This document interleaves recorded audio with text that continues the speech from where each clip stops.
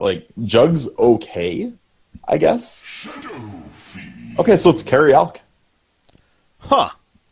That was... Because in reality, he wants to just sit back and farm with Acid Spray, collect levels, and then go farm the jungle. Mm-hmm.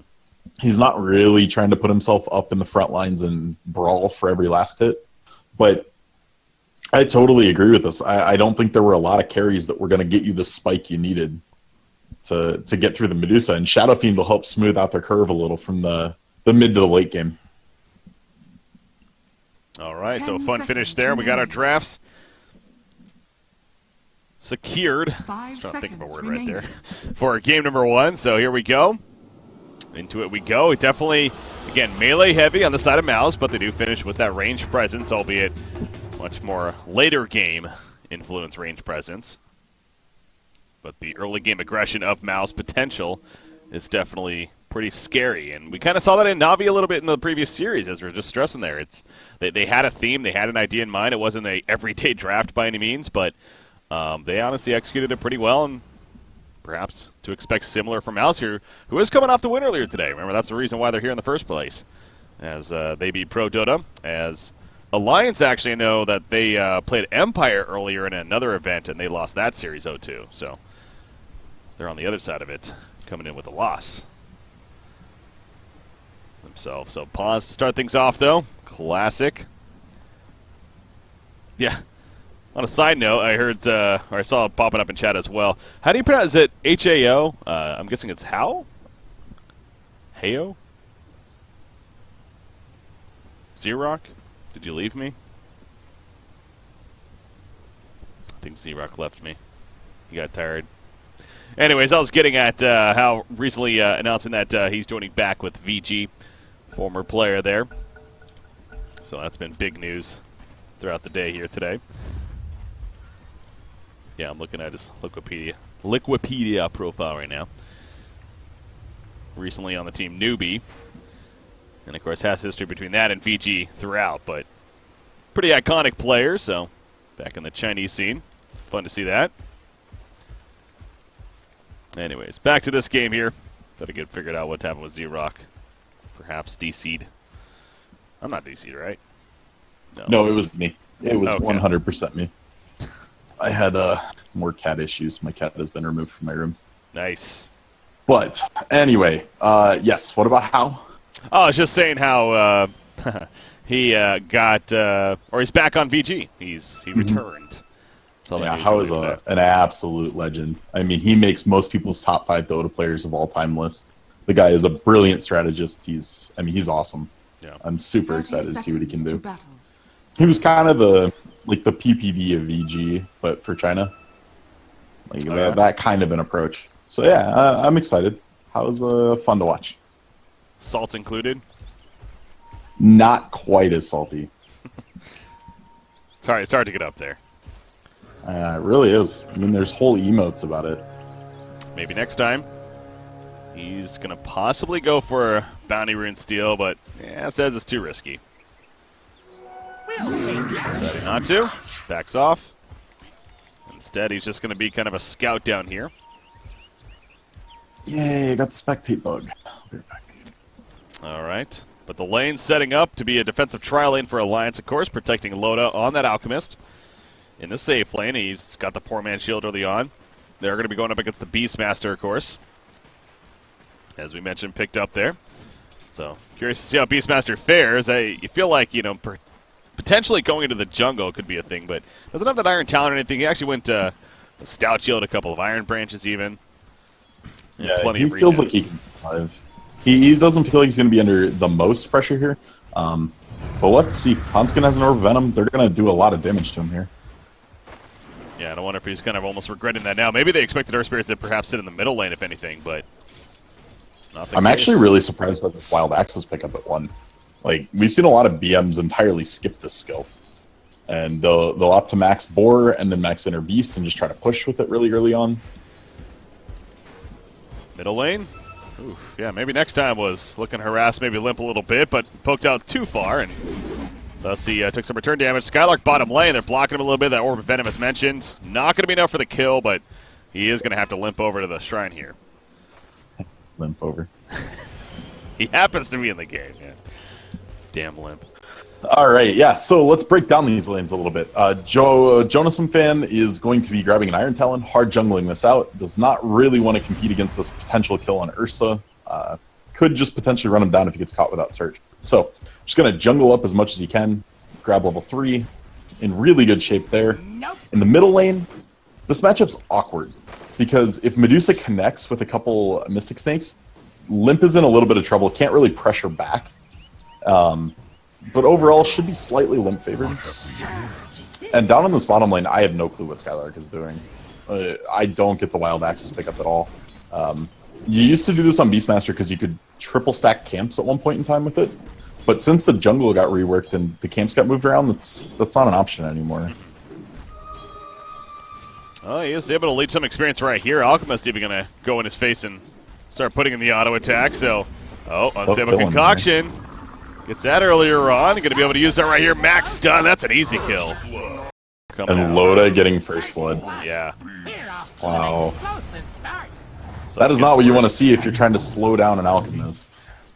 Do you maybe think the unstable concoction caught him off guard? Because not often we see it early on. Yeah, it's a very uncommon thing for an Alchemist to do. But when you're playing carry Alch, you don't necessarily need the acid spray yet. You're going to have some time to get some extra levels and some extra safe, protected lane farm. You're not like a mid-Alch that, oh, I'm getting pressured, I have to fall back and jungle right now. Middle lane matchup, Medusa 17-3, Shadow Fiend 11-0, so Medusa definitely having the better time so far. The bottom lane, barrel roll's going to miss right there. Now maybe next time is in the area, however, can't do too much. And he's going to deny his own boar, actually, doesn't want to give them the bounty there. As they were killing it off. But does seem like the supporting cast down here has definitely paid off in favor of Alliance. Yeah, it's what they were looking for. Darsa has more CS technically, but it's Greevil's greed, man. It doesn't offset equally by any means. Dream Protector going back in. I'm wondering, are they going to get a sentry down here to maybe deal with the strain? Obviously, they know he's continuing to be in the area, but they don't have any placed currently. They don't have any on them, so maybe they're just not overall concerned that he's going to do too much. All right, this is getting interesting for Malk now, though. At level 3, I thought he'd keep going more Greevils and just keep farming it up, but ends up with a point in Acid Spray, thinking he's going to have to be fighting here a lot more, and he's in trouble. He's dead. Wild Axe is used right there. Ends up cutting him out, so sure enough, I don't know if anything would have saved him there, with the talent point difference, but in the end, he gets run down. I don't think Hansia thought he was going to die. Boulder Smash was up and just didn't use it. Well, TP's back in pretty quickly, but it's got to feel good for Skylark because, this has really felt difficult. And goes back to the point of the Tree Protector, too. Maybe they didn't feel scared about him, but perhaps going to now the Acid Spray put down, the lift in the air, the Unstable Concoction connects, and one more should do him in. There we go. EGM. Credit for the kill in response. So now we're starting to see the back and forth battling coming out between these sides here. Yeah. And if you can turn bot lane into a brawl, it's very, very good for Mouse because it puts Alchemist under pressure. Shadow Fiend. Middle? Yeah, I was catching the whole time. Nyx just runs in, and he had an Invis. That's rune control. Yeah, and it guarantees a connection on the level 3 Mystic Snake, which, if you bounce it off creeps first, does just an obscene amount. Like, the damage increase per jump is 35%. It starts at 160. And it ramps up to being like 300 damage. I'm wondering with the Alchemist, going back to him being in the safe lane here, you mentioned the idea of perhaps the skill build being a little bit different, but what about the item build? I mean, he is going the early armlet, but do we still see a Radiance, or is that not going to be a thing? I imagine it's going to depend on his early game here. If he keeps getting under pressure like this, I don't want to see a Radiance.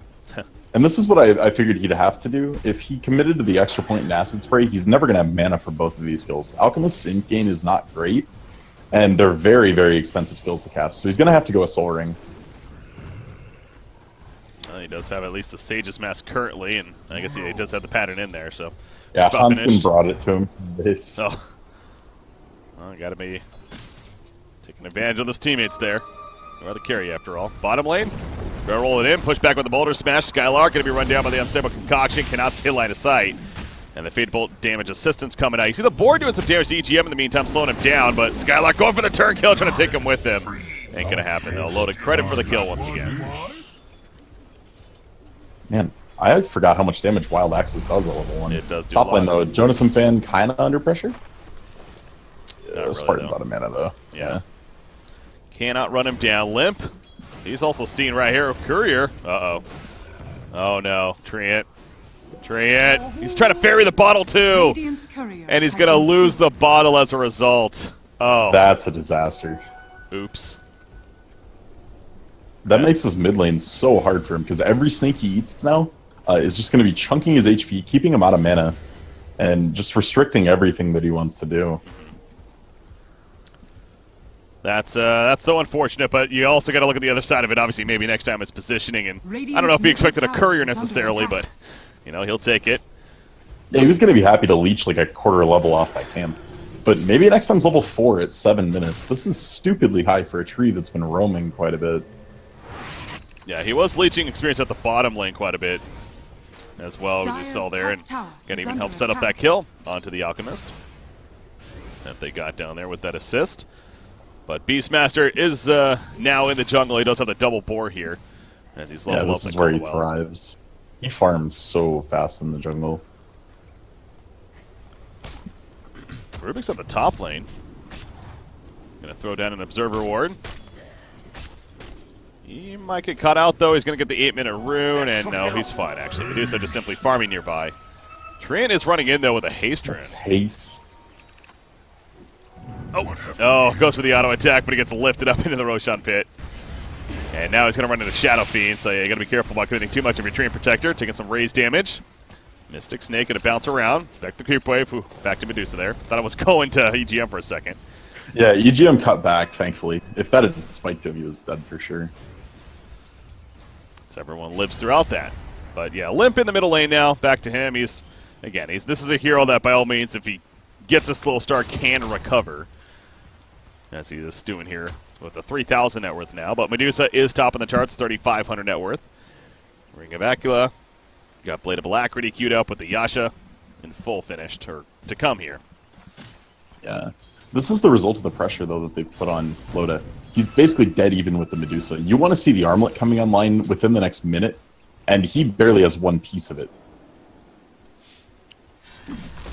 What does he have? He has enough gold to buy any of the Gloves of Haste or the Blades of Attack. So yeah, he has a ways to go. Though you mentioned the Soul Ring and Choski earlier on, kind of a reaction. Top lane. Darkseer dead? No. Okay. Surge too strong. This is one of those things that you have to be careful about. When you're playing Darkseer, you can't just keep an Ion Shell on yourself, because if you get gone on by Nyx, you can always carapace it just to slow down how much you get out of Surge. Like, all of a sudden, you're just sitting there for a half second or more, depending on how many points he has in it, and then your Surge is gone.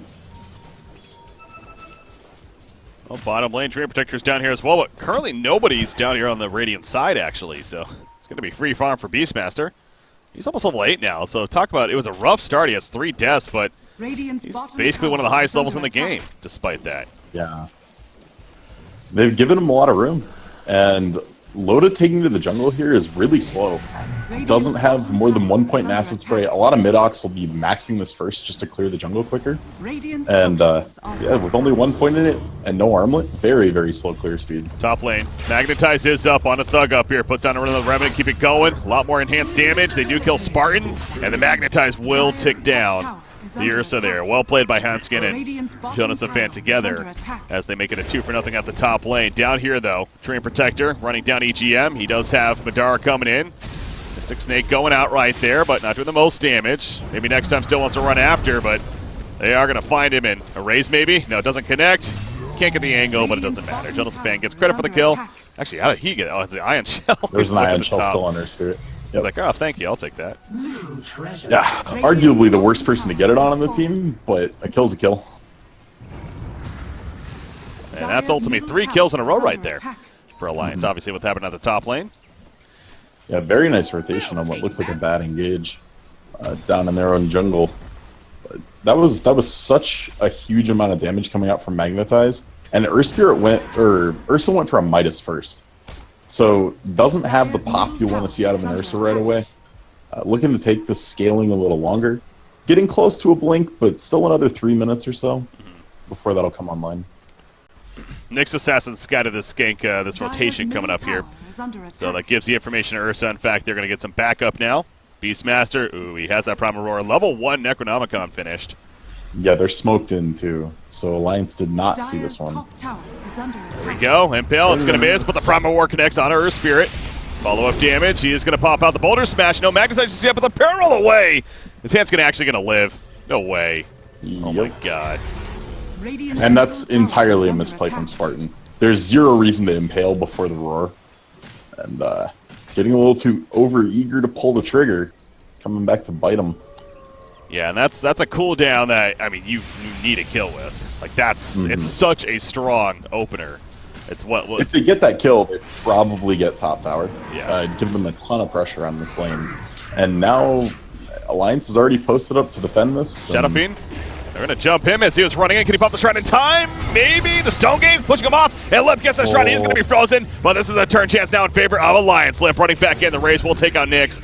Maybe next time. He's still taking down to the Magnetize, by the way. And he is going to be enough. Hanska gets credit for the kill. It just keeps working for Alliance, man. As far as the reacting goes.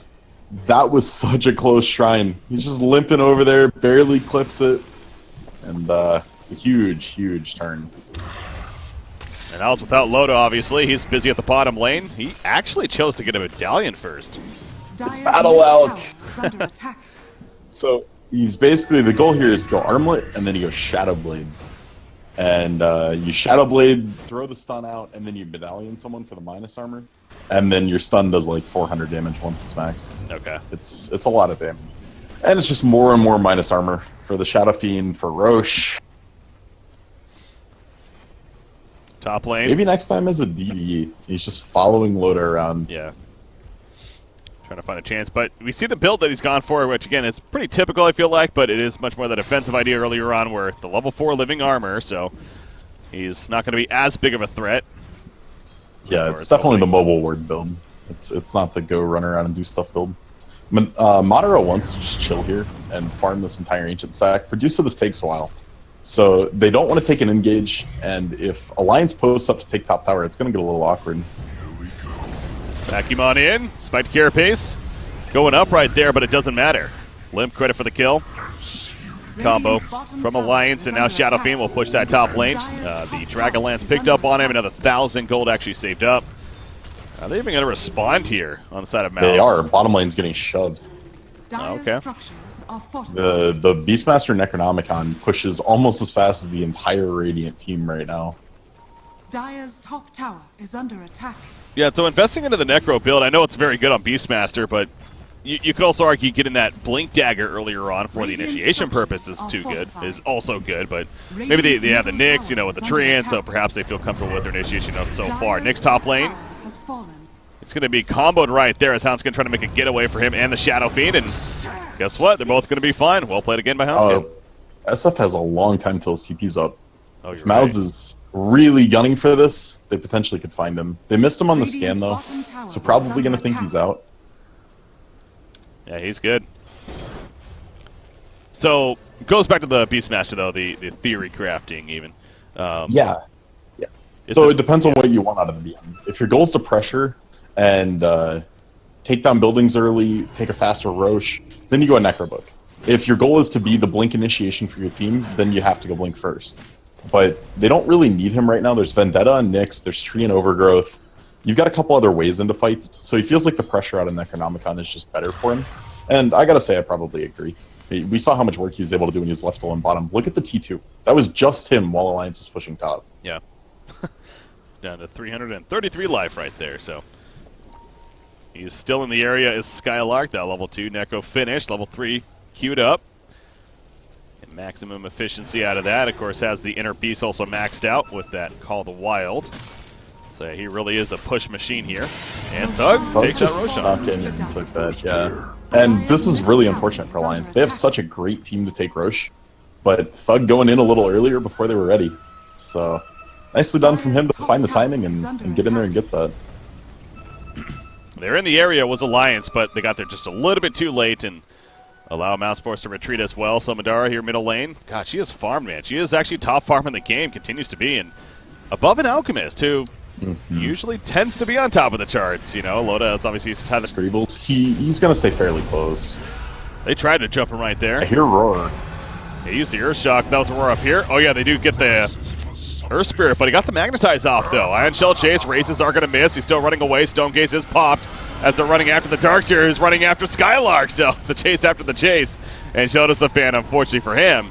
He is going to be a little bit too committed now and taken out. So a good kite coming out there, but Ursa was picked off as he was chasing them down. Yep, it took the Requiem out of Lynn.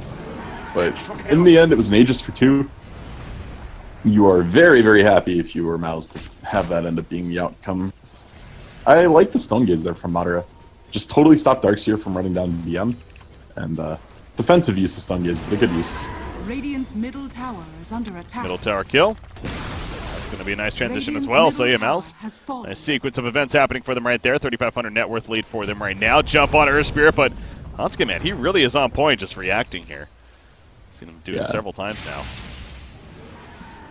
So he stays alive at least. But Medusa, by the way, she's not going like a full-on Manta style. She actually is going to now go the Eye of Scotty here. Yeah, this is the this is a very tanky build. Yasha's just a very efficient item for Agi heroes. Most people we've seen have been finishing it out lately into a full Manta, but just the Yasha alone is very, very effective as far as gold to farming speed return. So, not surprised by any means. I like this build a little better than finishing the whole Manta out, unless you have a reason to. Yeah. This game doesn't find it, so committing towards that. I have Scotty once again. Jonas a fan. I mean, there's a couple minor ones. You could pull Magnetize or Geomagnetic Grip off of you. The biggest one is potentially Manta dodging an Alk stun. That would be the big reason to do it. But the timing is really hard to do on land, or online, sorry, when you have latency. I wish they were land. They're going on maybe next time. Yeah, they saw him there at Sentry. Out comes the Dust, but they're really deep, and it might bite them in the ass right here. The Prom Reward comes out, response to the Darkseer.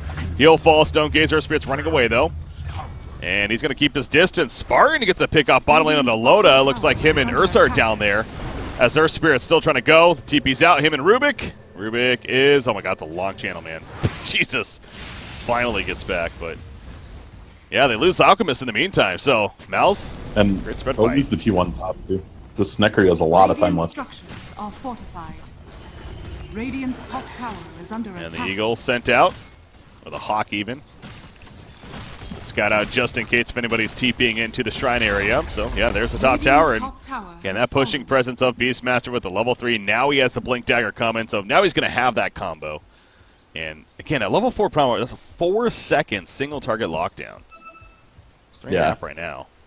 It's definitely long.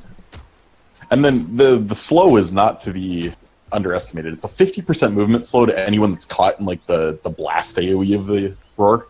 So it can be an effective teamfight use if you can manage to roar and then slow a couple people nearby. Really just stopping everyone from running from the Medusa and especially the Ursa. Yeah. BKB in the works for Ursa. He's got his Midas. Go with that Blink and Vlad's, of course. Look at Alliance. They're kind of all together here in the jungle. Middle tower is under attack. And Alchemist with that battle build, as he called it. They do not see Tree, though. Or the Nyx, for that matter, who are going to scout Hanskin, actually. Oh boy, they're sitting right on top of him, man. Yeah, they're going to open... Oh, kind of. Nope. Maybe next time? That was awkward. Whoops. That was weird. Maybe misclicked? I think that might have been it, yeah. He accidentally right-clicked like it. Like always, Skylark's just doing his thing. They're going to take a T2 top.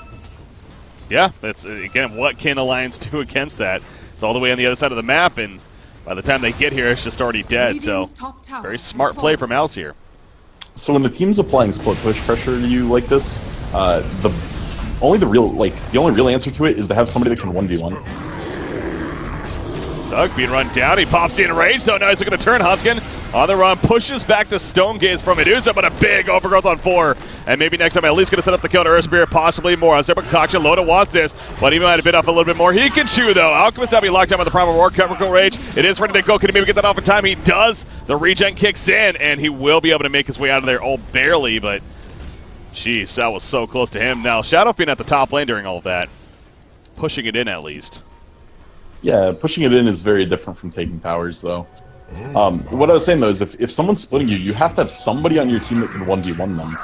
And Loda is definitely not in a position to do that yet.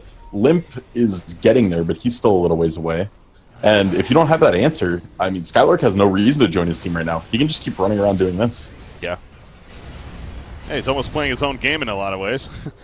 He can kill anyone on that Alliance squad except for Alchemist and Chemical Rage by himself. Yeah. Like, one roar with the Necro 3 and someone's dead. So the only person you can even send is Alk, in which case all he's going to be doing is throwing acid sprays down and just kind of poking at him saying, go away.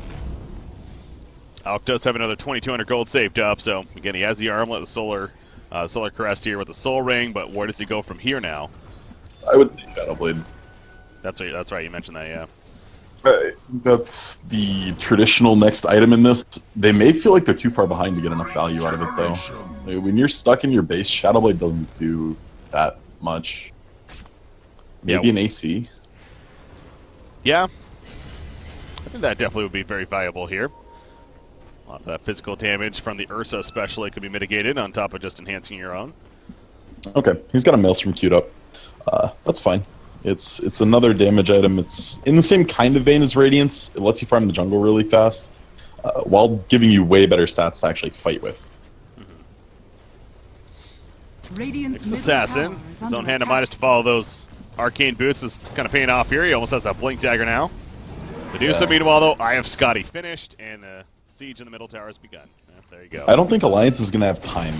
I really don't. Once Medusa gets this butterfly up, no one is even close to an MKB or Bloodthorn, and she's just going to click buildings and ignore the whole game after that point. She's level 18, so has that maxed out Stone Gaze now. Even a second longer. Loda gets caught, by the way. Ursa jumps in but got stunned immediately. Vacuum Wall comes out in response, and they are going to get the kill on Ursa. That Stone Gaze pop, though. But still a great pick for Alliance. Yeah, huge. That was Solar Crest going to work hard for Loda there. The Ursa missed like 2 or 3 times in a row right before he gets stunned. He got one auto off, didn't connect, and then just snap stunned. I'm guessing that was Hanskin right there that stunned the Ursa off the back, because unless it was the Unstable Concoction, but I don't believe that was used. So, oh, he stole Stone Gaze, by the way. Rubik did, that is, so. That too. That's actually a pretty valuable tool. Yeah, it could definitely matter. It'd be way better if you had a Blink Dagger and could just like blink in and Stone Gaze, but still a pipe dream for him at this point. He is the poorest member on Alliance. Doing what's necessary for the team right there, but Alchemist again now climbing back up after staying alive, has that Maelstrom, as you kind of mentioned, almost like a mini Radiance of sorts. Yeah. Really increase that damage. Keep an eye on the Roche pit. This is a very short Roche respawn. It spawned at like literally 8 minutes flat. So that is online now, and we will have to see if Mouse notices this right away, tries to sneak the Ursa in again. They definitely have the tools to do it. You have maybe next time it can be a mobile ward, you have Hawks. There's plenty of ways to get vision and know if Alliance wants to fight in the Roche pit. We'll take that. Gold and Interesting talent choice here. You know, maybe Darkseers do just typically do this, and I've passed over it, but Jonas Fan gets the 120 damage talent over the health regen here. I'm not going to lie, I've never paid attention to what Darkseers go for. I see, I'm on the same boat, so I don't know if that is just what they all do or if that's unique, but I mean, 14 health regen is a lot. For a hero that's constantly, you know, in those front lines, I feel like that's a great talent to have itself. But yeah, I guess he probably just feels like if he gets Primal Roared, the HP regen's not going to matter. That means an Ursa's going to be on top of you and you're just dead. Yeah. But, yeah, Mouse is going to take a Roshan. And they think Madara is big enough to give it to him now, and I would definitely agree. So we've got a very, very large Medusa. She did go for the Manta before finishing up the Butterfly, and now has that completed as well. So the battle begins to kill the raid boss for Alliance. That is a tough raid boss to get through. Alliance, do they have the firepower? Shadow Fiend has that Manta finish, working on its own BKB. Could use level 20 as well. We talk about with Shadow Fiends all the time, that +2 damage per soul talent. It's quite the enhancement. Yeah, he needs it badly. They're really starting to suffer in the damage department. Any kill they've gotten has been from a mistake on Mouse's part in recent memory. So they really got to find some way to actually win a fight, because the fights are going to start coming more and more traditionally soon. Got 3,000 gold pulled up on Beastmaster meanwhile. Oh, they're going to catch Nyx Assassin, the Stone Gaze in the face as they lift him in to a death trap right here. And Nyx will be picked off, so... Well, EGM got a little bit of value out of that Stone Gaze steal. Sure. I mean, that's still a kill. And it's going to prevent them from pushing, so yeah, overall. Successful defense here. Again, more time needing to be bought, and they do that, does Alliance. So level 20's a little bit closer for Shadow Fiend with the BKB. You have Alchemist. He's interesting, going to freaking Heaven's Halberd. Yeah, he wants all the evasion he can get. He just, I mean, if they can't actually hit you, again, it's, both sides have the problem that they don't do much damage outside of their cores. Like, if Alk or SF isn't hitting you, you're probably not dead on Mouse. If Ursa isn't on you, you're probably not dead if you're on Alliance. So if you can just stack some evasion, try to force an MKB out of somebody, and we see Ursa's even going to have to go it. Thug's already got it queued up. All right, but going to be a ways away at this point, although he's finding an opportunity right here. They were pinging out Loda even, but you know, a lot of supporting casters nearby, so seems like it'd been a very ambitious dive there. Medusa, though, back up to the front, and has that Aegis still. Necrobook fell totally out of favor because Beastmaster there, we saw bottom, popped it, and then just ran it away. He could have gotten some chip damage by throwing it at the building, but it gives 400 gold if they kill off both minions. That's essentially a hero kill, and you just can't feed that off every cooldown. Yeah. Oh my gosh, she's just charging in. So ballsy she test? feels right here. Shadow Fiend. He is going to be locked down. Actually, Prime Aurora in the hand. They're going to get a beautiful lockdown, and they will kill him off the bat. He has a buyback. Uses it pretty quickly right here. The wall combo comes out. The silence on Medusa right there. Trying to chase her out. Separate concoction popped up from Loda. Looking to use it right here, but no, he's going to be rooted out by the Overgrowth, actually. But Medusa still cannot get away, and the Mana Shield's not going to save him. The Aegis is going to be popped, but Ursa, meanwhile, takes out the Rubik. And Shadow Fiend. Second phase. Yeah, round number 2 here. In this fight, Shadow Fiend, we saw what happened last time. He's faking this Requiem as if he wants to use it right here. Thinking about it. There we go. It goes on as soon as Thug jumps in, but they take out Alchemist as a result. The vacuum pull in, though. We'll get the kill on Nyx Assassin, and now Silence wants to get out Medusa, chasing back Thug, barely limping away himself right here, and limped himself on Shadow Fiend. It's having to keep his distance, actually. This Medusa really living up to the raid boss name, as she is nearly full life and just about full mana in round number 2 now. Yeah, they've ignored her ever since the Aegis res. They really wanted to get Thug. Alchemist buyback. They really do want this. They get the courier killed, actually. That wasn't great. That was Thug. Never mind. Anyways, they're going for the chase here on the Skylark. Vacuum on in with that Iron Shield. They will get the 1. Now, can they get the raid boss in Medusa? He is dropping. Doesn't really have support. He's going to go for the TP. Not enough, though, so the buyback does end up coming through. And they finish off the Medusa. But, man, did that take a lot out of Alliance. Yeah, you held your base, but you lost your tier 3. So while your racks still stand, you lost your tier 3 and you bought back both of your massive cores. They gained 0 gold advantage out of that hold, and the people that they slow down are the 2 they need to get items. Well, they're going to turn and push this middle lane now. Again, they've only gotten the 1 tower kill themselves at the top lane, so they have some room to make up, you could argue. There's Alliance right here as far as objectives go. Yeah, Mouse is perfectly content to seed some T1s. It's not the end of the world for them. Now that these tier 3 is broken, they can go ahead and go for shrines. They can just look to find someone out of position. There's flexibility open again now for Mouse. And bottom lane. Maybe next time just pushing that out. He has his own medallion and actually has enough for a full-on Solar Crest himself, too. And he could pick up here, actually. I'm curious to see if Mouse waits for the MKB. You're roughly 2,000 gold away. I feel like you almost need it. It's not that it's hard for you to take fights, but once you get that, they're so clean. Like, Medusa Stone Gazes, if anyone gets frozen, Ursa can just insta-kill them. And because Stone Gaze also makes you take insane enhanced physical damage. Like, 50% bonus damage on top. So Ursa's Fury Swipes overpower combo is going to just be insane. Looking for a chance to use it right here, but they're going to farm the Ancients. We got that MKB just about finished. Medusa taking out the Shrine meanwhile, but they know this, and they are in the area. They're trying to catch, surge, barrel, everything. Boulder Smash will actually connect the vacuum on in. They get the stun. This is a pretty good opening because the supporting cast is still taking some time, but man, is she tanky. And she eventually just walks it off there, so. And if at any point she felt threatened in that, all she had to do was manta the silence off and press ult. She just knew she was totally fine. Alliance really reaching right there and maybe oversaw the damage that they thought they had against her, but clearly not enough, so having to back it up, but the good sign is didn't really cost them anything. A little bit of a distraction there, but kind of did because Beastmaster just continues to farm out the bottom lane, and Necronomicon level 3 cooldown's coming back up here, but they are going to eventually come in and defend now. And we'll keep it pushed off for the time being. But Alchemist, that Heaven's Halberd finished. His own AC is now queued up. Beastmaster, though, has his own finished. Sweet. He gets it right there. Madara is so confident, she said, screw Butterfly. Just going pure damage, going to go a Bloodthorn already. Oof. And not even worried about evasion. She figures she can double back for that later.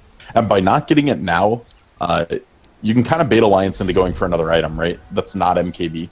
Get people to commit to something that's not going to stop the evasion later, and you know you're farming better than Alliance by a long shot. Yeah. So go ahead and grab the Bloodthorn. Does a bunch of damage. You're still hard to kill. Ooh, Tree Protector. And expose the gank right here.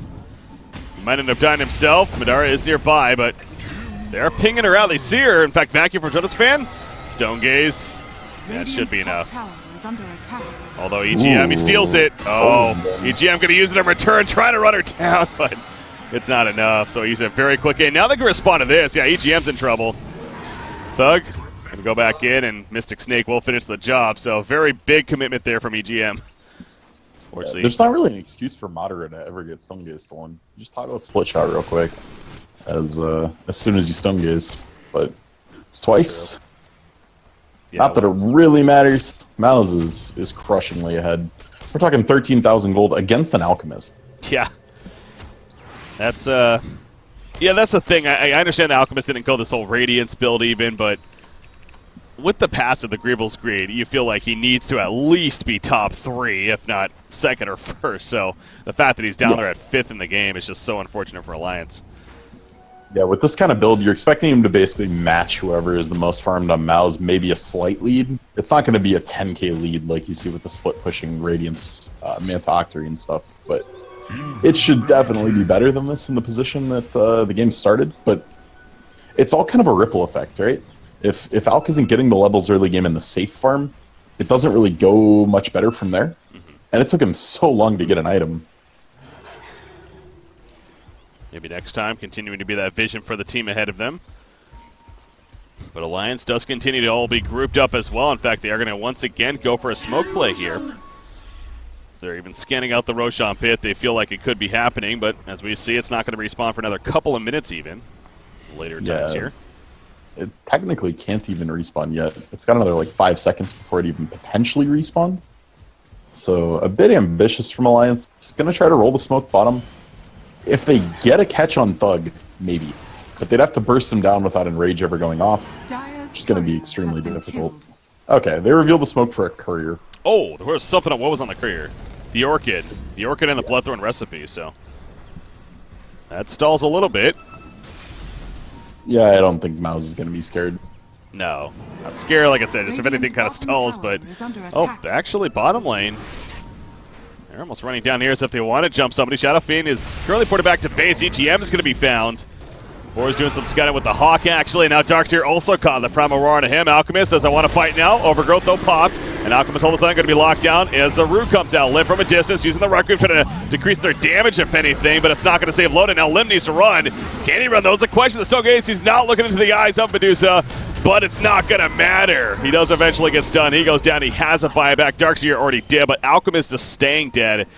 It's just looking so sloppy here for Alliance as far as their potential, and Mousesports. GG, go next. Yeah, that's kind of what I'm getting at. I almost just want to say if you are Alliance, it's just too much.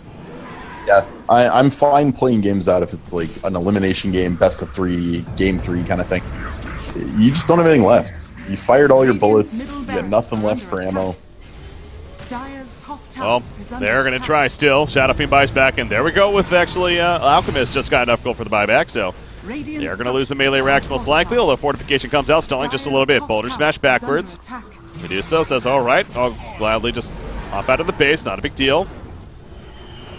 As this is the second time now Shadow Fiend and Alchemist have fought back, remember, too, in this game already. Yeah, it's expensive. Yeah. I mean, every time that happens, the lead just grows and grows. 22,000 now. It's pretty ridiculous in favor of Mal's, and Roshan is going to be spotted by Spartan right here. Pings it out immediately. Hoping that his team can get here ASAP. Double damage rune down here at the bottom, too. But, oh, what's up here? Loda, he is going in. They expect it's happening. It's not just yet, though, so they're not going to go for it themselves, however. But the double damage actually picked up by Medusa. And now they'll head over themselves. Thought they were going to give that to Ursa, to be honest, but I give Medusa some big damage threat. Thug, no, he's going to, speaking of damage, jumps Alchemist before the Chemical Rage. He is going to go down, and he is staying dead, remember. In fact, Limp going to be locked down. That should do it. No buybacks. Double kill for Thug. Opens up a free Roshan, if anything. But yeah, GG, well played. It'll be official. Game 1. Alliance wins? Because Hanskin got the last kill and they're up in kills. That means they win, right? Yes, that's how you win Dota 2 matches. So you're right. Good, no. Mousesports. Yeah, they didn't even need the kills, so that's the thing. They were just so bulky, especially in that Medusa. She's that quote-unquote raid boss that she may not be getting a lot of kills herself, but it's like you can't deal with her while she's taking your base down. I'm starting to see a trend here. You pick an explosive 4-core, and then you go a raid boss. Yeah. It was Morphling in the last game we watched. It's Medusa in this one. And it is working out so well, both of the games we've seen it. Yeah, whether that's coincidence or maybe something that teams could start looking a little bit more into, I agree. It's back-to-back games now, even a different series. Kind of had that similar idea, so it was a fun draft, especially at the finish there. And that Beastmaster, remember how he died, what was it, 3 times earlier on? He went basically 3, 1, and 7 since then. He had huge impact himself between the Necro and the Assault Curios. So very effective game across the board for Mouse and deserving to be up 1-0. And again, they're on momentum right now. They won the 2-0 series earlier against Pro Dota, and now here they are on the verge of going to the winter finals to play Na'Vi in the Summit 7 qualifiers. So, well, we got a break here, but we got game number 2. Going to be coming up next, guys. I'm Bricky CBK, joined by Z-Rock. Stay tuned. You're tuning into the Summit 7 European qualifiers. Game number 2 coming up next.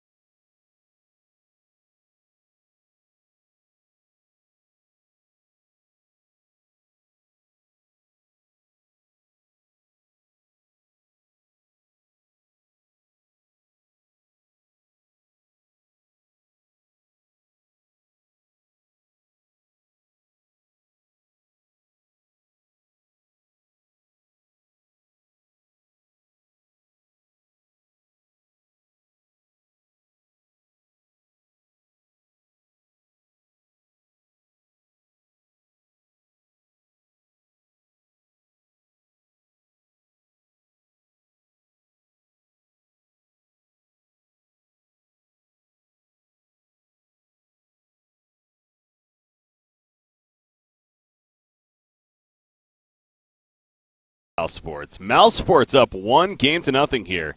In this best of 3, Alliance trying to fight back and force that third game where Mousesports are looking to move on and play Navi in the winner bracket finals. I'm Bricky CPK, joined by Z-Rock. We got a Magnus for Alliance. Now this seems definitely like Alliance, and wouldn't be surprised now, especially if the Juggernaut eventually comes out. Alliance's turn to ban. I am still muted. Oh, my bad. My B. It's like you were waiting a long time to get this going. Yeah. No, I was saying, though, with the Magnus pick, probably now definitely going to see that. I mean, not definitely, but the Juggernaut is yeah, very likely option. Yeah, and if you're Mouse, I think you ban it just to throw him off the game. Alliance is super comfortable running Mag Jug. Probably their strongest duo that they run. Why bother giving it to them? Make Loda play something different. Yeah. Ban the Phoenix before that. Yeah, the initial bans, Wisp, Clockwork coming out for Mouse, and then you had Ricky and Warlock coming out for Alliance here. Now Bounty Hunter for Alliance. They really, really do not want maybe next time they get an Invis hero. All right, ban in the Jug. Good call. Turn to ban. So what does this leave open for decent mag carry picks? Slark is definitely one that comes to mind. Troll being another. I would say either of them have good potential in this game to see play. I like Troll into this lineup so far. All you got to do is smash a W before the LC duels you, and then you're pretty much unkillable to him. Mm-hmm. Yeah, well, let's see. I want to see Alina out of Mouse. I think it'll go really well with the draft. It lanes well into Magnus. And if you sit back, you can disrupt the RP skewer combo. Just basically get the light strike array when you see the RP start to come, possibly get some people out of getting skewered back. Radiant team. See if that's an option here. They ban out the Ember Spirit. Does Alliance. So you're hinting at, though, you think that's going to be a Magnus mid? I would assume so. We could see a mag off. They definitely run it, but I know Limp's played it as well. I think Limp played it yesterday. I think it didn't go very well. But, 5 seconds yeah, remaining. either way. Mag off's okay. I don't see an issue with it necessarily, but there are still some premium offlaners left. Mm-hmm. Not that anyone picks Abaddon, but still a thing. Just saying, guys. China likes it. North America likes it. You should like it. Exactly. If NA likes it, you should like it. It's my. I mean, maybe the maybe the EU scene's just a couple months behind. You know, it takes a little while. That must be it. Yeah. I mean, Lina was getting picked by the Chinese months ago, and kind of just became a mainstream pick at Kiev. Yeah. But anyway, that's what I want to see out of Mouse for sure is Lina. There's not that many terrible matchups for Alina either. TA is arguably one of the worst. I think Puck maybe comes to mind too. I know Thug and Puck go together pretty well. They do. Then you need a carry that can really get some damage out, because you're going to be very CC reliant with your first 3 picks. Legion does do some damage, especially at 7, right when those overwhelming odds get maxed. Alliances. That's a hell of a carry to pair with an LC. Jeez, we're Pudge! flying here. We got a Pudge! We do. That just, wow. Lycan into Dazzle and a Pudge, just one after the other all of a sudden. Yeah, they had no doubt about what they were picking on Mouse's side. So the snap reaction. 10 seconds remaining. All right, so all I'm seeing out of Alliance is 3 picks right now. They're super defensive in the Living Armor, the Overgrowth, the Dazzle in general. And I was going to say, Mag doesn't do that much damage, and neither do either of those supports. They needed damage. PA fits that bill for sure. Yeah, they got it.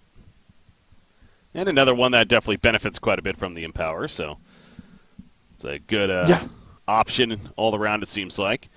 10 seconds sticking to Lycan could be an issue, but that's what those other heals are there for. 5 seconds. Yeah, exactly. And it's very hard to get dueled on PA. Mouse needs a high magic DPS mid. Puck's still okay. Lina still seems very premium here, though. Very, very good. Invoker wouldn't be bad either. You can get lifts into Sunstrike at level 1. Punch hook into Sunstrike's always an option. And with the LC, has some great potential.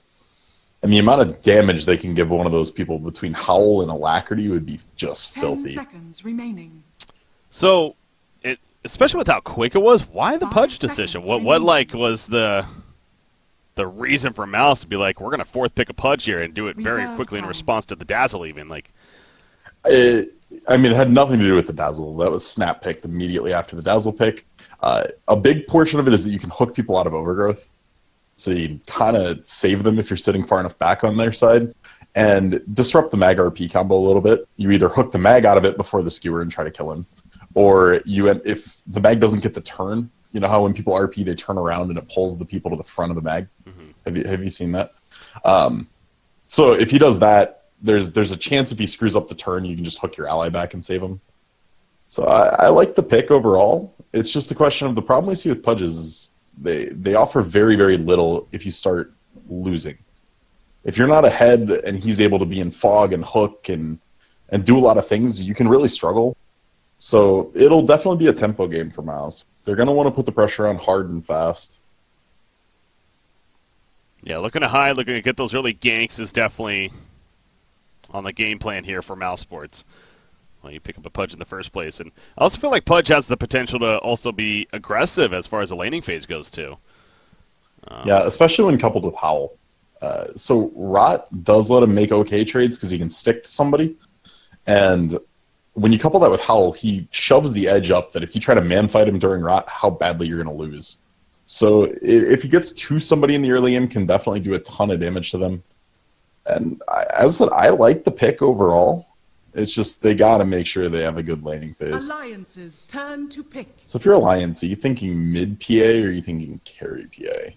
Because you have to pick whatever one you don't want here first. You don't get to save it as a reaction pick. I'd say carry PA is the safer route.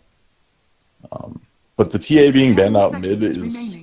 TA's just got very few bad matchups. So 5 banning that out's a seconds very remaining. solid ban on a Mouse. Huh.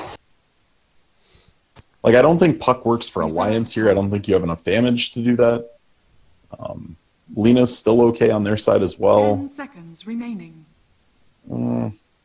Pretty bad team to run Invoker. 5 seconds remaining.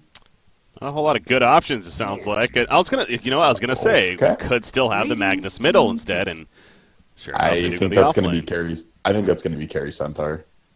Whoa, really? Wow, you're all over the place here. Okay, so you think No, it's going to be it was huge. It was ran for a while.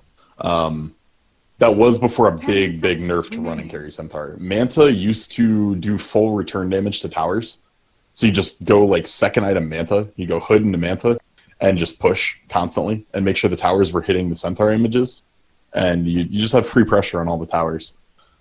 That did get removed. Illusions no longer affect towers with return. I don't think they affect anything with return now. So probably won't be seeing that kind of a build. But Carry Centaur did stick around a little after that. You just get a good laning phase, you pressure with double edge, and just look to get a very tanky Centaur that frontlines for you. Okay, so carry Centaur, so then that means the mid Phantom Assassin then, and then with the offlane Magnus. That would be my guess. Mag does better in the offlane than Centaur too. He falls back to jungle a little easier. His jungle isn't quite as risky as Centaur's, especially against like a Pudge running around the woods looking for you. Because like Centaur when he jungles is at very, very low HP a lot until like Tranquils and Cloak, basically, Yeah. when he can double edge freely. So if they want to go a safer laning route, that'll be how it is. If they think Centaur can get levels safely in the offlane, maybe they do run mid-mag, but yeah, I don't know. Alliance's lanes are all over the place, man. I got nothing. I gave my initial thoughts, but it could be whatever the hell they want. I mean, yeah, for my analysis in the sense of what we see all the time is that. By the way, are we paused? We are paused. Yeah, paused. I was sitting here like, wait, how is this still a thing? Is that Spartan DC? That's why. Okay. Yeah. So, anyways, the typical from what we've seen lately is the center off. You got the Magnus mid and the Phantom Assassin core. But yeah, I mean, to be fair, you're trying to give a little bit of a different possibility, which is always good. When's the last time we actually saw an offlane Centaur?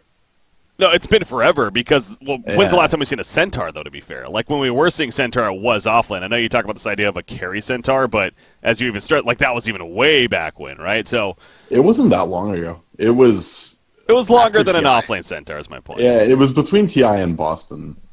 And Boston is where carry Centaur ran offlane Centaur, like, ran wild. Yeah. So, yeah, I mean, they were kind of back-to-back metas. We'll have to see. I really don't know.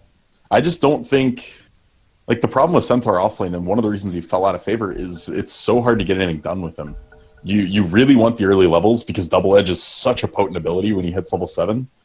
And if he's not going to be able to get those levels, it loses a lot of value. Huh. You go D, final pick. Okay. So, they have a lot of saves on Mousesports side. You've got defensive hooks, you've got nighttime howl, press the attack, and OD astral. There's so many different ways to stop people from dying that whoever PA blink strikes on should have some way to get help.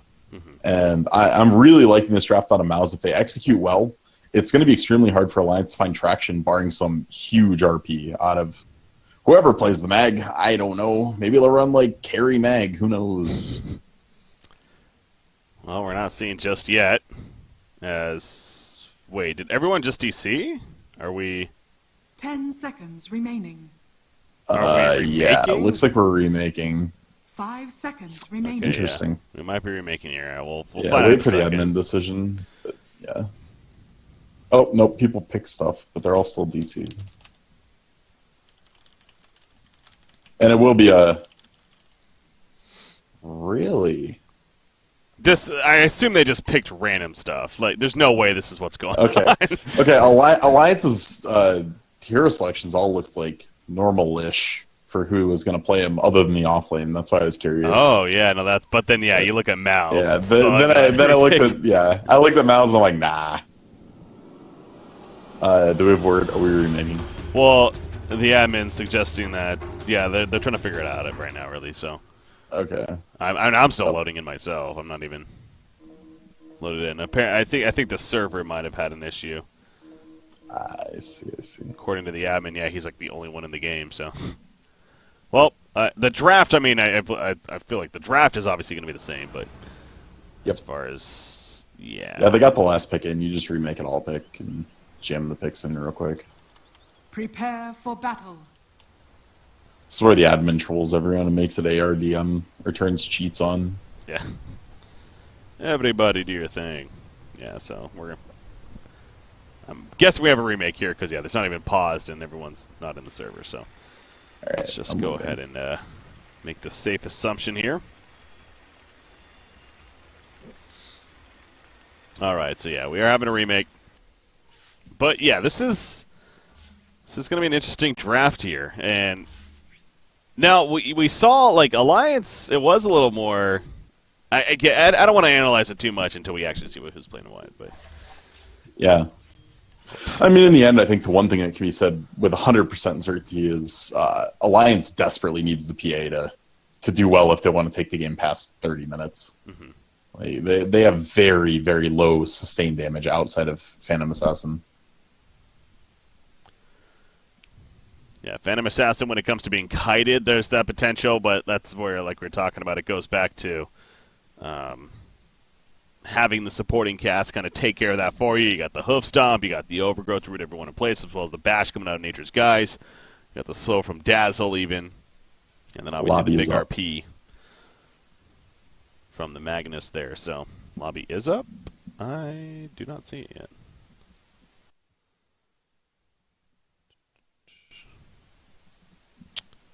Are you in it? No, I was waiting for you to see if camera control. Okay, I don't see the lobby yet. Refresh on Lux. Oh, I'm on Captain's mode, that's why. Yeah. No, there you go. Because, yeah, it is all pick now. That makes more sense. Ta-da. All right. All right, getting back the players in here, and then we'll be good to resume on. Again, it's a 1-0 lead for Mouse right now over Alliance. Trying to force a third game is Alliance. But so the potential, with Tree being introduced, the potential of something like an offlane I always found kind of interesting. And perhaps I could also go for more of an aggressive build even as a result, too. On Tree? On Tree, yeah. The issue is, what does Tree get with items? Like, even if you give him some extra XP early on, the extra levels are less impactful than on any other offlaner if you look at them, and the items themselves don't do a whole lot. Yeah. If you're going to run an offlane Tree, okay, you get an Ags, you get a Blink, and then you're starting to get stuff like Shivas, and in the end, you're still just going to overgrowth. It's just one of those heroes that doesn't gain that much off of getting a bunch of items or levels. Because skill build-wise and the way the hero is stacked up, yeah, it'd make a fine offlaner. But, like, under that same thought process, Ricky could be, like, one of the best offlaners in the game. He's super slippery. He's got a lot of ways to get out, permanent invis, and he scales better with items. But you need somebody right now that can jungle, which Tree's awful at, and you need someone that does something with the items and levels. So I don't know if they're trolling in chat or what's going on, but suggesting that some of the final picks are actually different than... Let me make sure I'm on the right screen here. Different than what maybe they actually... This is going to be interesting because there was a hint that it's actually meant to be an axe instead of the centaur. I think he's trolling. Might have been... No. It is an axe, yeah. They're actually going to let him do it? Okay. I don't know. Yeah, it's hard for us to, obviously... There might be a huge lobby bug. Maybe they just couldn't pick. Yeah. There's something was going... But still, I mean, it sets up for... And Mouse kept the OD. So Yeah. if they were given an option to redo the last two picks... Okay. So this makes the lanes a lot more clear. Offlane Axe is a hell of a lot better than offlane Centaur. Yeah, so it's, again, I don't think they're not taking advantage of anything. It's just, it was hard for us to see what was going on. Wait.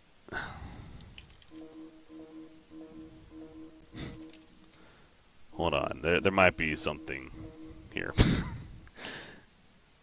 Wait, the admins are kind of talking about it in the Discord that we're in. All pick. I guess. I mean, in the end, it's a captain thing. The captain's just got to figure it out. If that really was a bug, they just need to both stay in all chat. We're good and go. Prepare for battle.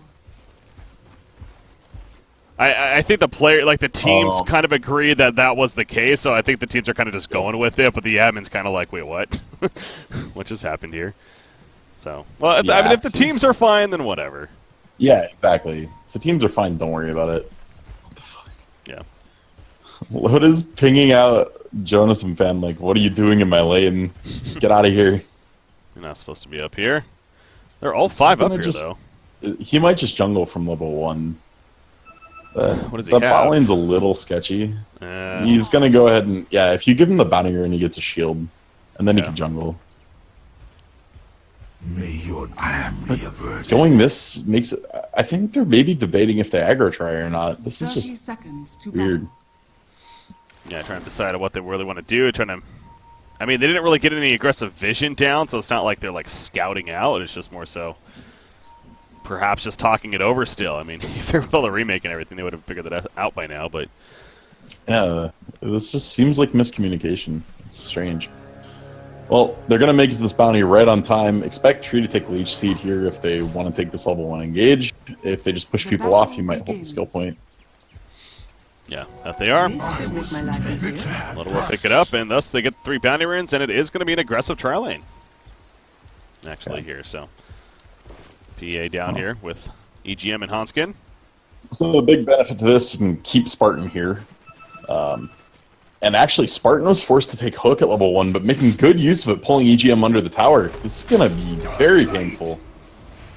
Spartan takes some damage himself, but yeah, EGM definitely got fairly low. The Salvus pop, though. Hal was taken at level 1 from Lycan. I mean, when you're with Tri versus Trial lane, it makes sense. Like, that's such a good ability in this case, of course.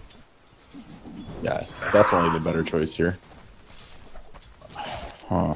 Spartan having Hook is really rough. Because, well, he's in about the only spot he can be. Yeah, he's got to just try to hook people under tower. That was the toss into it. MNT was even pinging it, spamming it like crazy, but Spartan just couldn't hook in time. Maybe so. next time he's in Middle trouble. tower is under He doesn't have lift for 8 seconds. Is EGM going to go for it? Lead seed in 2. Lead seed's up. Needs one more auto. Get close enough. Lift.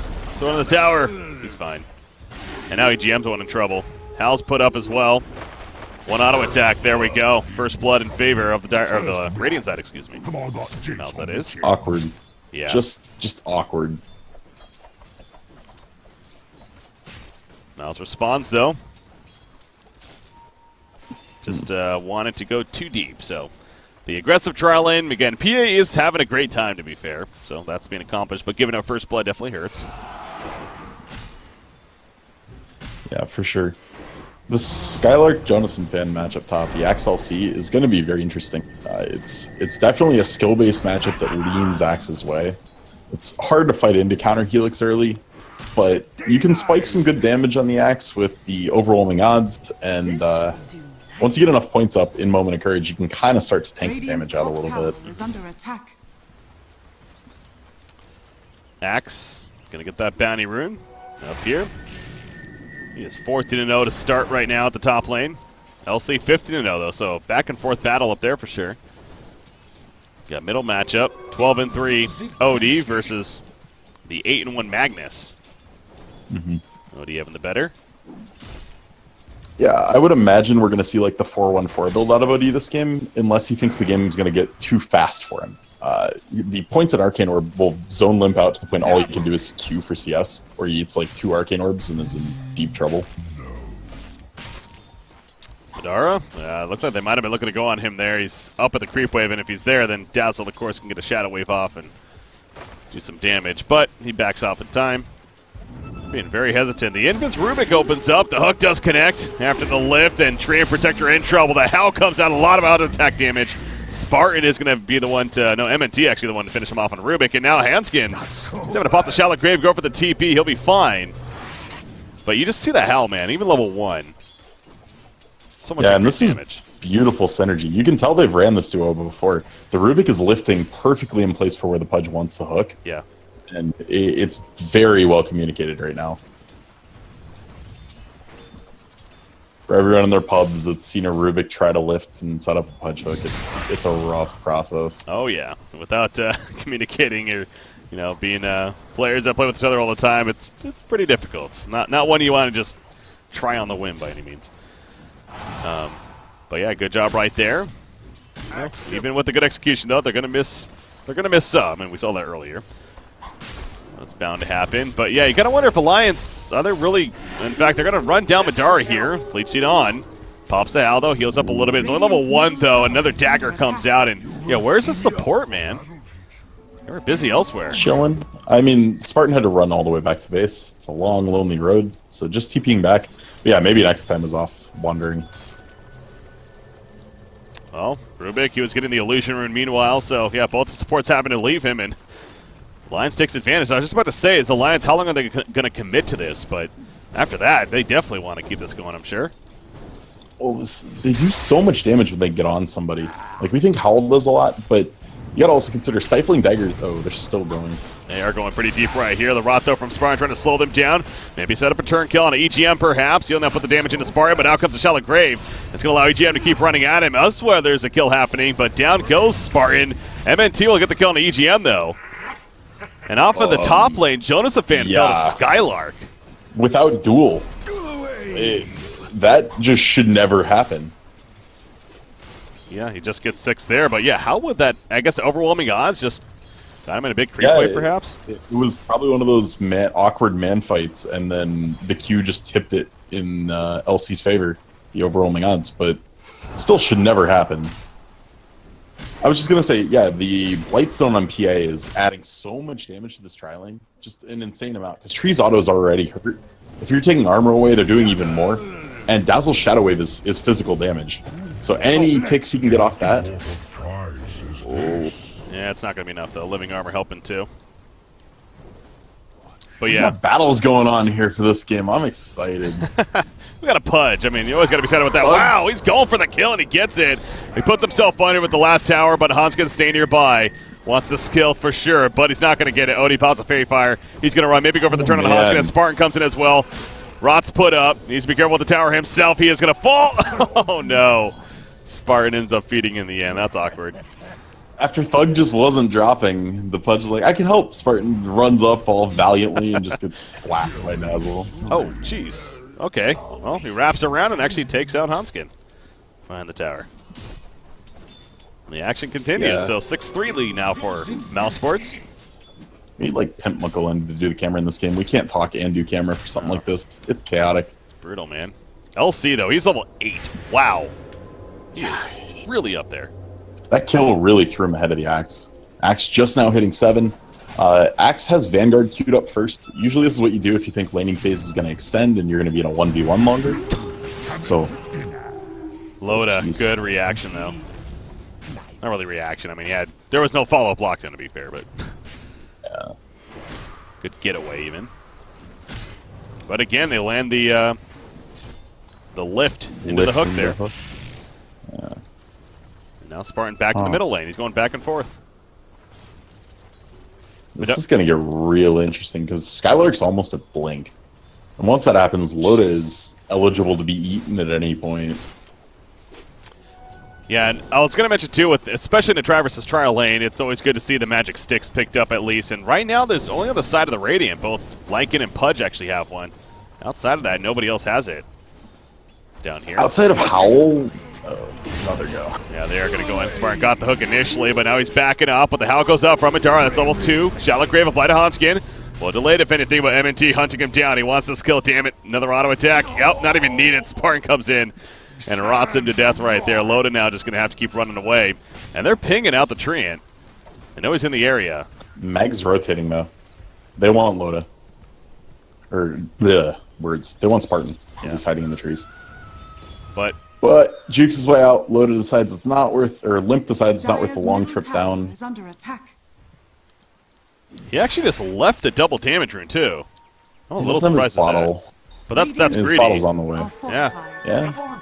He wanted to wait for the bottle to come, smash the bottle, get full mana. Bottom lane, by the way. Yeah. EGM, he's in trouble right here. He wants to kill a Spartan once again, but he's not going to get a living armor. Will not save him either. And it's a dominating streak for the Rubik now. Dazzle running after Madara, but he just doesn't do enough damage himself, especially with the Howl on top of that.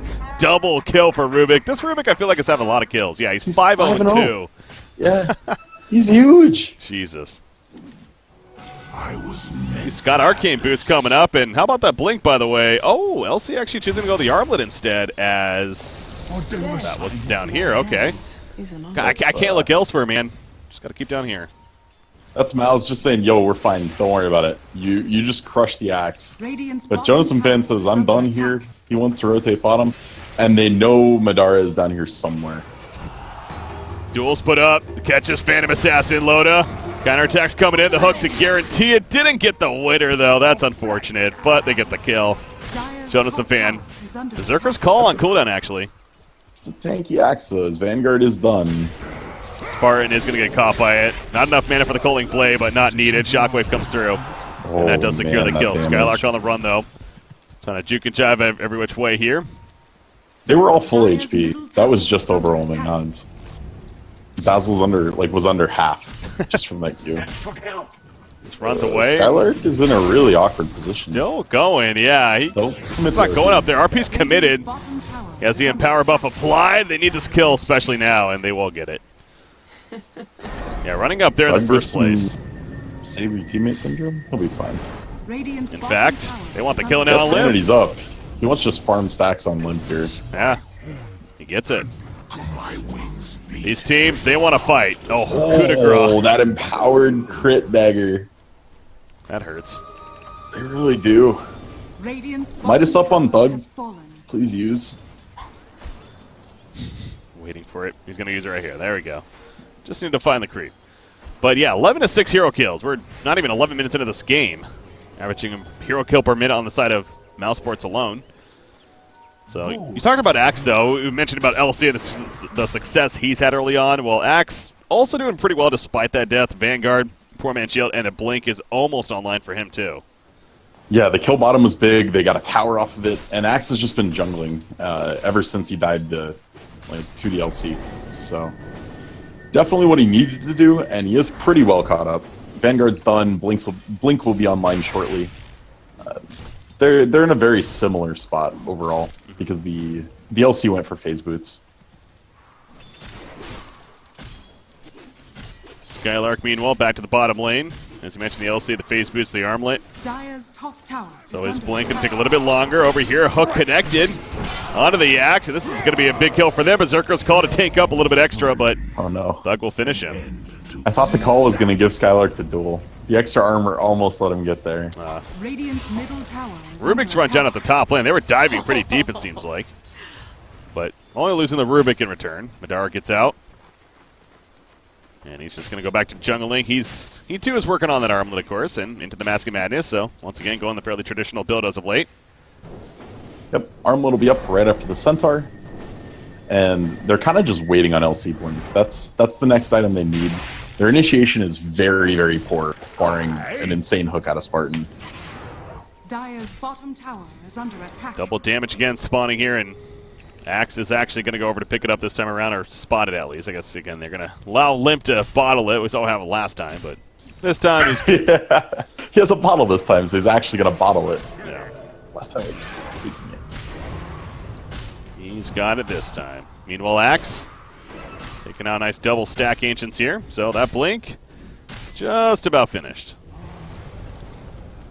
It's definitely going to be a key item, as it always is. Phantom Assassin, by the way, the Vlad's has been picked up, so very team fight-ready item. Thug's running out of Force Staff already after going Midas. He's very, very large right now. And he's the one you want the blink reveal to be on. You're going to want to try to just blink call him, let PA go.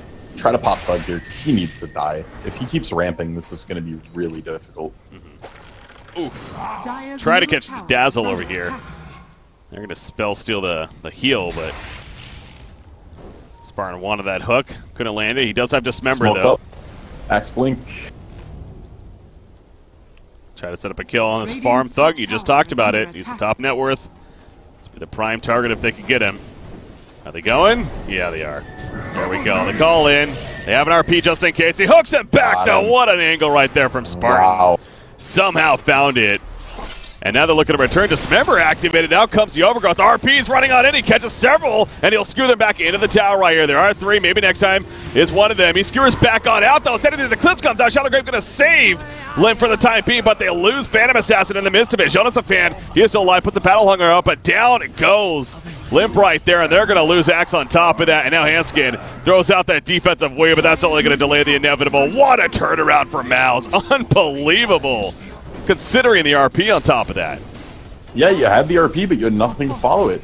There was no damage. Dire's middle tower Like, is Axe under doesn't do anything if people aren't hitting him. Tree does no damage. Dazzle does very little. Their only damage is on PA, and she doesn't have enough items yet. Like that you could not have dreamt of a better initiation off that mag. How did Spartan find that angle, by the way? I thought for sure, I mean, Axe was even sick. positioned himself. That's prevent knowing the hitboxes down to a pixel. Yeah, that was impressive. And you don't pick a hero like Pudge unless the players played it at least once or twice before and pretty comfortable on it. So Yeah, I think you're Really missing a he couple is. zeros. yeah, maybe 100 plus. That was nuts. I still can't believe that hook. It was so well done. I thought best case scenario pulls the axe away, no Culling Blade, but I was meant to insane. have this. Rubik, he's not afraid to push up by himself even. Steals the Empower and then walks off. So going to be a nice little buff for his team now. Oh, and on the back of that, you've got Thug pretty much with Hurricane Pike already. And Yeah. once that's done, how do you kill him? You have a bunch of melee heroes. So unless you keep him perma-stunned with Axe Call and RP, he's just going to Hurricane Pike the PA as soon as PA blink strikes and walk away. Yeah. Mask of Madness coming out for Lycan as well, so he's going to have that combo early on. Axe trying to get in range for some kind of call. He's pinging them out. They see them, but again, they just really can't get close enough unless Mouse hangs around, which they are. Now, they see them, though, so it's the game of we see each other. Now what? Who's going to go in Dire's first? Yeah. top tower is under attack. Rubik's making his And way the over. key people not being gone, like, Loda isn't here. I don't even think you'll look to take this fight unless Loda's going to rotate. Yeah, they're both at the bottom. Loda and OD, that is, are both down here. So, yeah, that seems like they would have favored Mouse for sure. Yeah, the deep ward sees Thug, though, or will see Thug if he backs up. This is insane map awareness, but That he needs to scan. They just scanned him. Now they see him for sure. Oh, the forest staff. That timing. Man, what a sick force. Structures are fortified. And they know he TP'd down there because they were seeing him up here, and he got down there quickly. So they're just going to push top. Radiant's middle tower is They know it's a under free attack. tower. Dire's top tower is under Smart attack. play Yeah. from Mouse right here. Very. I mean, that was Dire's top insane tower is reaction falling. time to get the force staff off before the call. Seeming like a lot like the Na'Vi series earlier. The idea of just, very clean Dota right now on the side of Mouse. Yeah, I'm liking it. I mean, they're not taking a ton of risks, and to be honest, it doesn't matter at this point. They got caught last fight bad and just still crushed. Here's a duel. Yeah, Axe gets caught. Radiant's bottom Oh, tower is under the attack. hook just to give him the winner. Spartan's a kill stealer.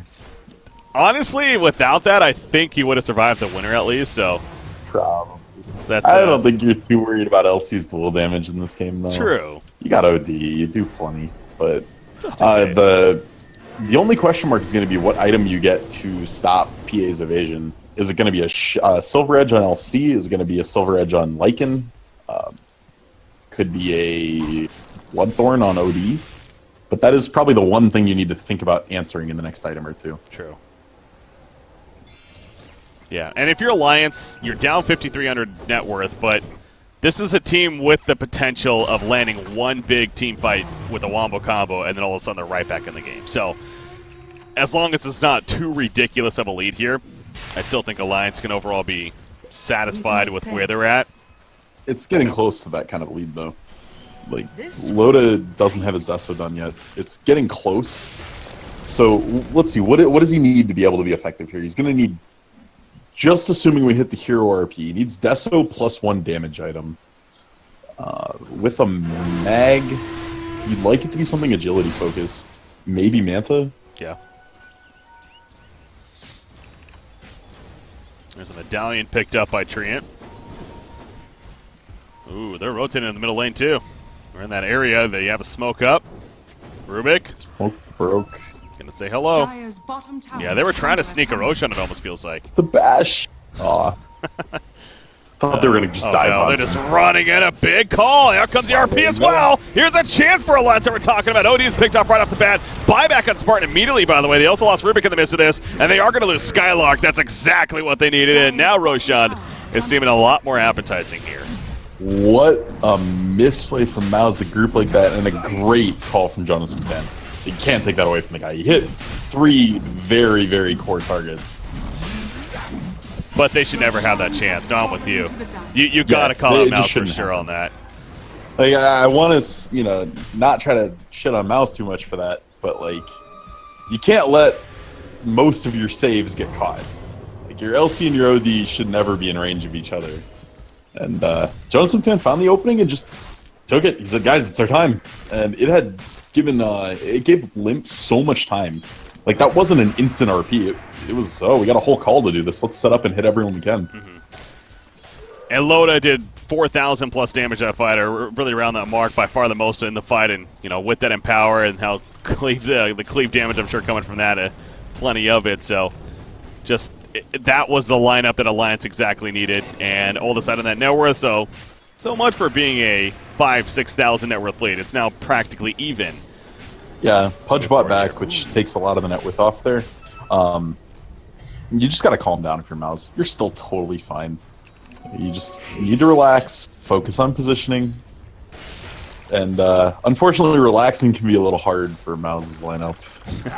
we know the players. They're very tempo-based, very emotional. They got a Lycan howling constantly. That Mask of Madness ready to go.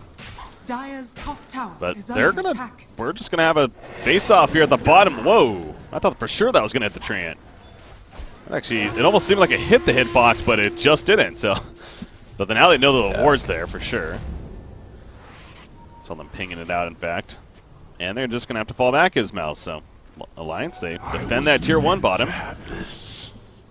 Treant's good for that as well. Okay, so I like this answer from LC.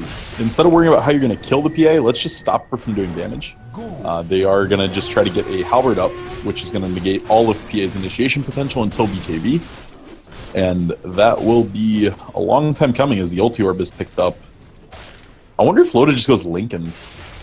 Like, I was thinking Mantha would be okay, but Lincoln's to potentially stop a duel could be what they need.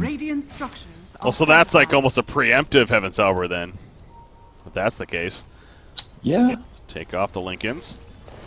To be fair, I think you might actually get more benefit by blowing the Lincolns with duel and Alberting. But... well, this time the duel is going to get some benefit. Axe, he goes down. Ports are coming in, but without Axe, they're not nearly as confident in taking a fight, you'd think. Dara, though, man, he's at half life right there. Loda's jumping in, actually. Wow, he's being really aggressive here. There's Dismember going off in the backlines, actually. Spartan jumping in, does catch Limp, but he ends up costing himself his own life. I did not expect Pudge to be way back there. Loda was charging in. Yeah, Spartan went really deep. Really deep. Just wanted to stop the Mag Blink RP was his idea. He thought they were going to go, and it really came back on maybe next time not having a Blink Dagger yet. Couldn't get in range to get the lift. I don't think he was expecting the Hurricane Pike to come out from Thug, because they seemed a little confused once that all happened. Spartan was already throwing his body in to stop the Blink RP, and yeah, a little bit of miscommunication. Radiant's middle tower Alliance capitalizing off of said mistakes of Mouse, and sure, it's a hero kill lead still for Mouse of 18 to 12, but the net worth is even now dipping in favor of Alliance, and that's a lot of it is Loda, but yeah, both the Magnus and the Axe moving up quite a bit. Magnus with that 4-stab to go with the Blink. Axe, he almost has the Blade Mail finished. That'd be nice assistance as far as... that'll be a huge pickup for him. What does OD get next? He did choose to get the Midas here. You need something to hit Loda. I really think you do. BKB doesn't do that much in this game, and the only real purpose of going BKB would be if you think you're going to get Overgrowth every fight and you want to break.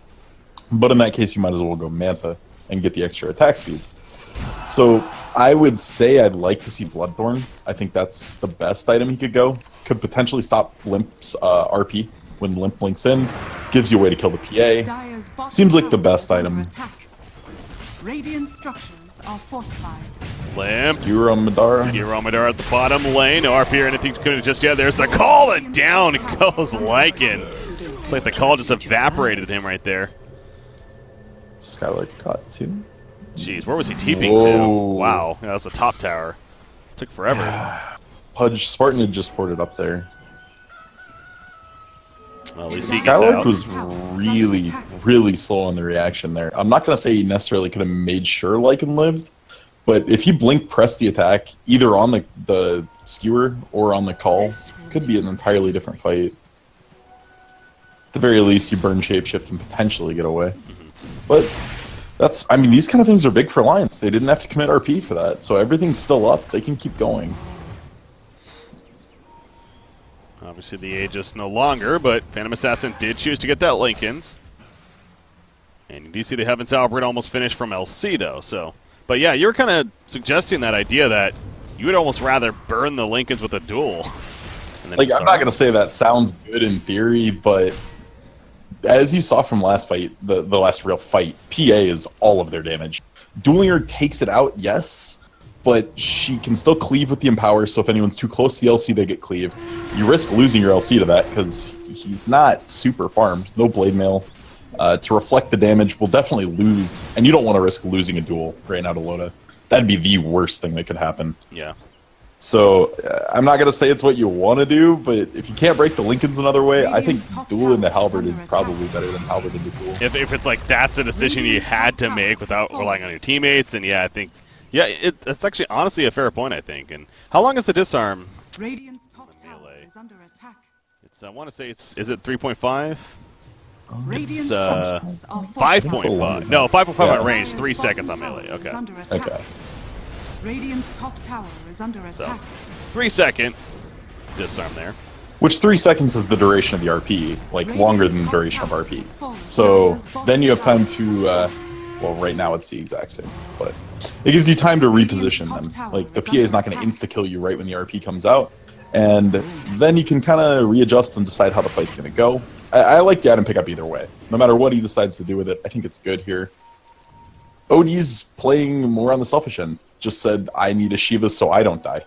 Not worrying about how she's going to kill PA. Not worrying about the silence. Just wanted to get a bunch of armor stacked up here. Yeah, that's Shiva's. He's got the Mystic Staff already.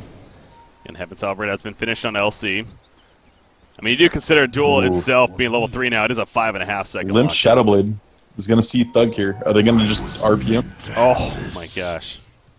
Something gave it away. Or Where just did they simply... see- Oh, this ward. Wait, no? It's not No, that ward I either. what's I their have no- vision? They had nothing. Yeah. I think that was just soul intuition. read. Wow. That was close. Losing Thug there without buyback would have been pretty crippling. Yeah. So Alliance will have to try to make a smoke play themselves, but as we already see, Mouse is doing the same at the top lane, so everyone just going to kind of head up there. And they may eventually meet, but Alliance has a positioning in the sense of catching them off guard. And in reality, as long as the RP is only on 1 or 2, and Thug is not one of those 2, I feel like Mouse has the chance to win any fight. If he can get a couple stacks and just ult... Loda. Oh, there we go. He takes it off with the Heaven's Albright. We'll get the duel off with the RP. In return, once again, coming out from Limp right here. The Skewer, however, is going to miss. Madara will take on Handskin action in the back lines, but the Shallow Grave keeping him alive. They do lose LC. And now Alliance trying to figure out who they want to go on next. Spartan's like, hey, I'll bring it to me. He gets one shot right there from Loda. And now Madara is going to be fine. It ends up only being the 2 casualties there for Mouse, but... Literal one-shot. Yep. 1, 2, 3, 4 was the crit if you saw the amount. It was pretty cute. Saw some number pop up there, so Yep. yeah. It was actually 1,234. It looked really nice on the screen, like he was counting. But Thug was too scared to even auto somebody in that fight. Like, that's really odd to me when he has both Hurricane Pike and Blink Dagger to reposition. He didn't get caught by the initial initiation, didn't find anyone to build any orb stacks on, and got nothing done. He just pieced as soon as the RP came down. And I thought that fight was fine for them. Like, they got the RP off early. They killed maybe next time right away. But Lycan was still half health and tearing through the Dazzle. Shallow Grave's been huge, though. I'll say that because I feel like whenever Madara goes on a target that comes down, in fact, he's going to be in trouble right here. He gets skewered backwards into a Berserker's Call Towards. Now, he didn't get actually hit by it right there, but they're still chasing after him and eventually should be able to secure this kill. Loda will run him down with that BKB, so a little awkward of sorts, but Alliance does get the 1 kill, and they want more Berserker's Call, but the OD imprisons some teammate right there in the LC. Commander. Oh, the Overgrowth is late. Blinked out before. Yeah, I'm going to call this and say Mouse is on tilt. I really do think so. Their play is very, very inconsistent from what it was in Game 1. Even in the start of this game, like, I think that big RP and Loda blowing them all up just made them very gun-shy. And it's, you can't really blame them. That's one of those demoralizing things. I know any human obviously could feel that, but they've played a lot of matches, man, and in the top tier matches like this, stuff like that's going to happen. Have to do your best to just shake it off, but it does feel like, so much for that clean Dota, as we were mentioning earlier. It has got a little sloppier from Mouse, but Alliance, like I said earlier, they found the chances. In fact, Berserker's Call here will catch LC as he's just trying to simply farm out the top lane. He's buybackless. Yep. So this is going to be Roshan for sure. I imagine they're not going to try to push too much after this until they just reset and make sure everything's good. But they definitely could. The Sorosh is going to fall in 10 seconds, maybe less. Damn, Lotus critting for almost 1,600. There's Roshan. And there's the Aegis, and let's just pick up this double damage rune here. Now push out. Yeah, I do not fight if I'm Mousy right now. Let that DD wear off at least. These crits are almost going to be 2K. Like, Rubik for sure, possibly even Pudge could get one shot by a dagger right now. Radiant structures are fortified. So he gets the chance because he's around the wolves right there, but they miss. Okay, there's a Hurricane Pike, keeps her at a distance. Oh, they're going to get a hook, actually. Dismember comes out, Limp Skewer. It's going to force it to fall back, though. So Loda does have freedom now. The Radiant Courier gets killed, meanwhile. It was like running outside of base. That's a lot of games we've seen that happen. Scouting Loda's tool, such a bully right now. Yeah, living armor. He still has the BKB. Remember, he has the Aegis. Madara's like, I don't even care about you. I want your back line. I want to find somebody. Oh, takes one hit right there and drops almost a half of his life, it feels like. And I mean, back in. This doesn't seem like the 4 Protect 1 lineup we saw with Na'Vi or even last game. But in reality, that's how Mouse needs to think of it. Madara needs to do exactly what he was going to do there, but with the whole team. Run to the back line, just disrupt the way the team fight's going to go. LC just needs to throw his body in there, and you just need to start running stacks up on OD. Like, Thug has to hit people. God, look at how fast that range tracks goes down.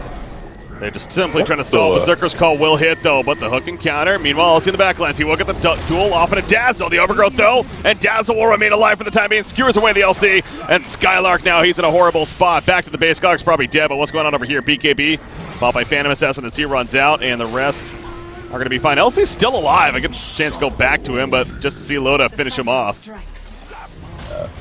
There's the Alliance side still does very little damage outside of Loda. He is their team right now. And unfortunately, once that BKB was popped, Thug couldn't do anything to him.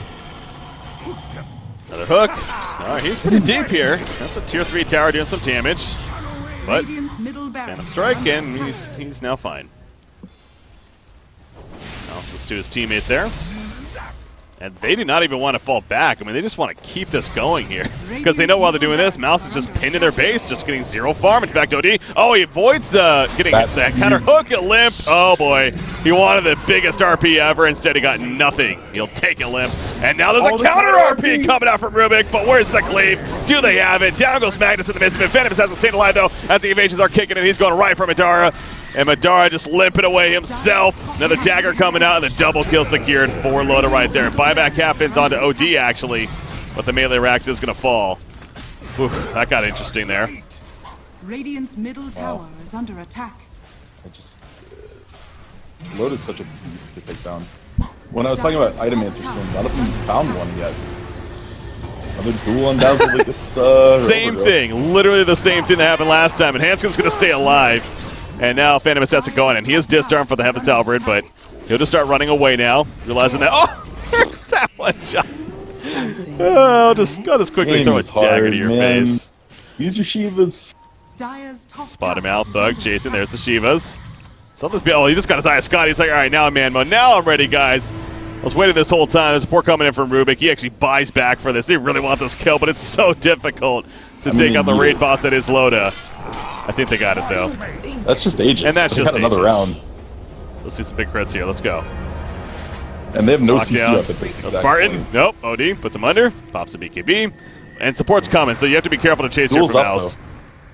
Okay. Not going to overcommit. Where are they? Lincoln's on cooldown. He has a blink. He's going to go for it. Yep, Lincoln's just came off cooldown. Limp will skewer him away, though, so they have the response man to this duel every single time. Skylark goes down. 1,500 crit coming out. And Madara once again going to go shapeshift. And look at where we're at all of a sudden. Mouse is now running at Alliance, but it still feels like Alliance is such in a good spot. With Loda still being so big. Spartan's going to be picked up. OD barely alive, puts himself under. Hanskin with that shallow grave yet again coming through. And GGs have actually been called, so they're just fighting out of their base. I mean, that's the snap DC out of Skylar. And to be honest, I don't think I've seen such a disappointing performance out of Thug in a long time. Like, he had every tool he needed in that game. And the way to execute is not that hard.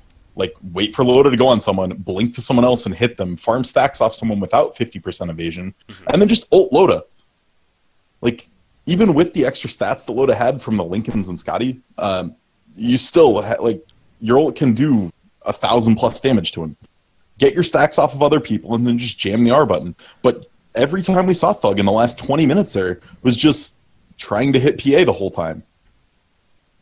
Well, in the end, we got a game 3, so that's something to be real. Look at Loda, man, 15-2-8 that game. Obviously ended up being very impressive, but yeah, you think back, it was that clumping up of Mouse as they were checking out the Roshan pit. Up until that point, they were so good off. They were a good 5,000-6,000 net worth lead.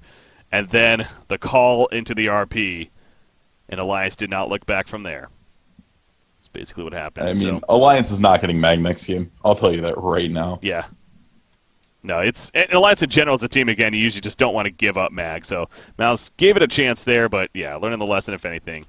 And I'm sure we'll see that ban, unless they first pick it themselves, of course. But, well, we got that game number 3 coming up, guys. And that's going to be our final game of the day. I'm sure it's going to be a good one to finish things off the way this series is going. Alliance Mousesports coming at you. Game number 3, the winner moves on. The loser will be bounced down to the losers bracket. Stay tuned on Breaking CPK, joined by Z-Rock. We'll be right back.